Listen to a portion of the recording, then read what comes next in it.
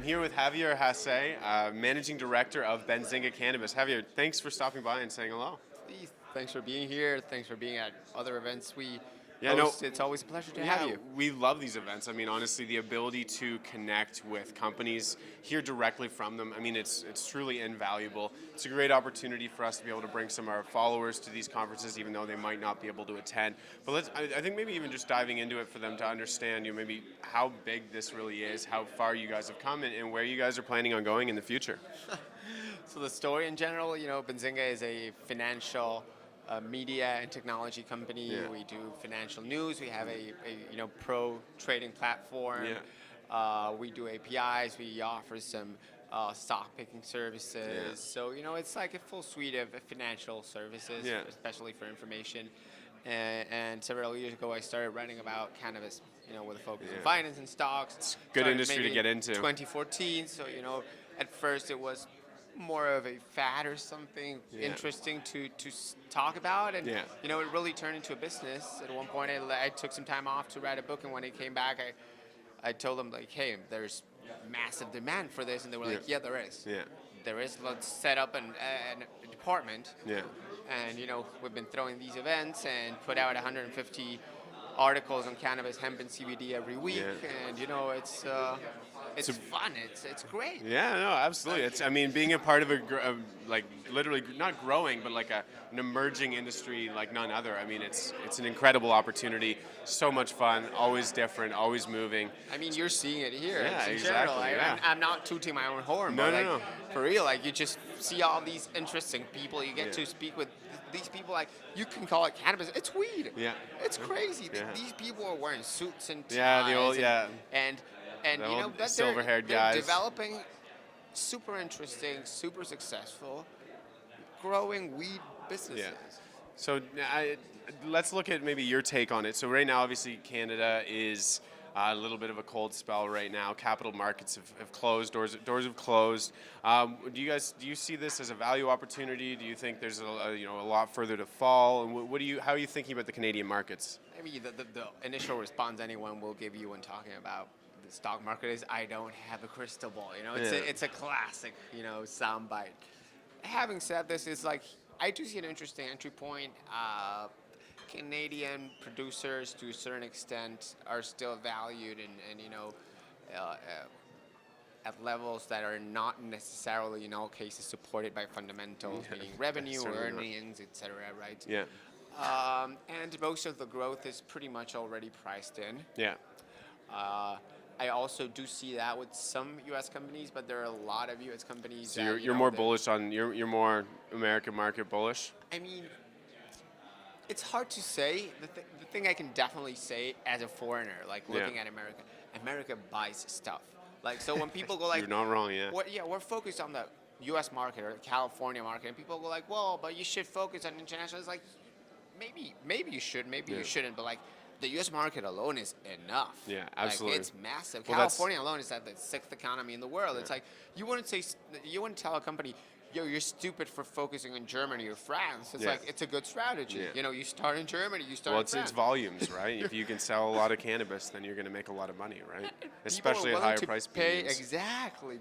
People are willing to pay. You go to countries like Uruguay, they have a system, but there isn't so much demand for higher priced products. People go to a pharmacy, they pay a few dollars per gram for cannabis, they have a few products. Yeah. Right? But there isn't this thing where you go to lounges and get beverages and get infused foods and get gummies and creams and CBD and stuff. Yeah. Europe is seeing a little bit of that CBD expansion. Yeah. But what would you say is a hot market. America is a hot market. But I know you are very bullish on the internationally as well. Oh yeah. What are some of your top countries that you think investors should key up on?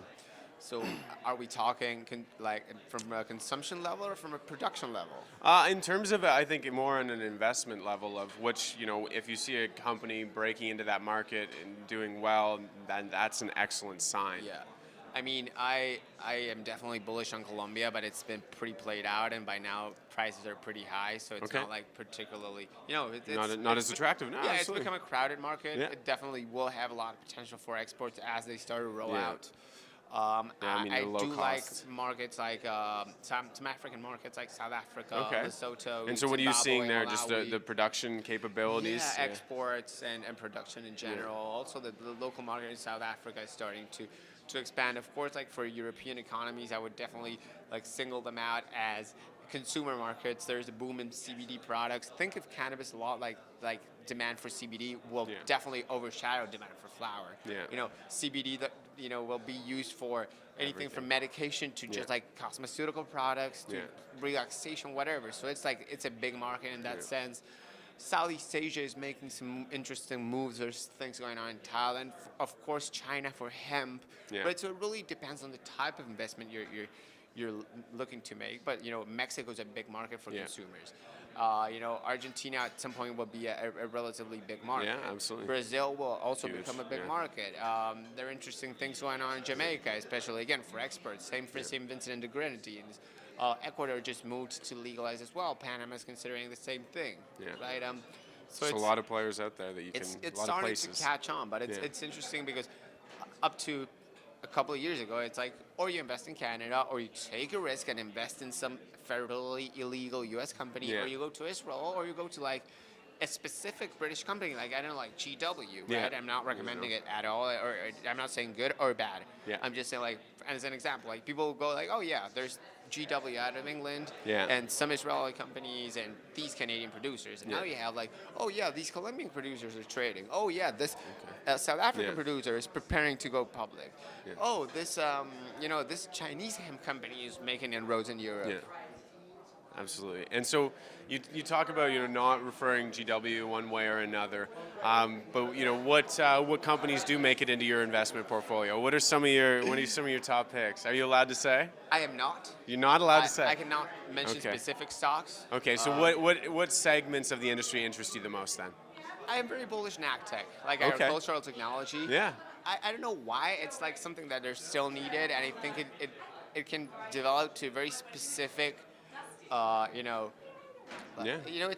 There's certain things in agricultural technology that would be very specific to cannabis. Imagine like a trimming machine. Whatever. Absolutely. I like that. Ancillary services are always good. They're hard to combine now, like as ideas, right? Come up with something that is still not quite really served in the market, but there's still a bunch of holes to cover. So there's that. Real estate always offers an interesting option because, I mean, worst case scenario, you have a hard asset. You own a hard asset. And they need space, right? Yeah. Excellent. Okay, and so sort of wrapping things up, what's in store for the future events for Benzinga Capital Conferences? Oh, the Benzinga Cannabis Capital Conference is like a traveling show. We do our show in Miami. We have an upcoming show in Miami. Is that February? February. Nice. We usually do Toronto. Are you coming back in 2020? Detroit. Yeah, of course. There Toronto, we go. You see us there. Detroit, Chicago.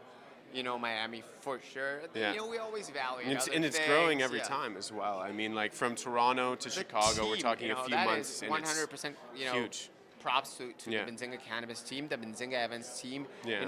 There's 20 people from Benzinga working here today, making sure this is great. It's been fantastic. And they do. Like I honestly show up. And I'm impressed. Of course, I'm biased, but again, like it's not me who's putting the event together because my role is different. I show up. I'm like, wow, this is impressive. Half of my months every month are taken by attending events, right? And I can pick a handful of them that are great. And I would definitely mention Benzinga Cannabis Capital Conferences is one of them.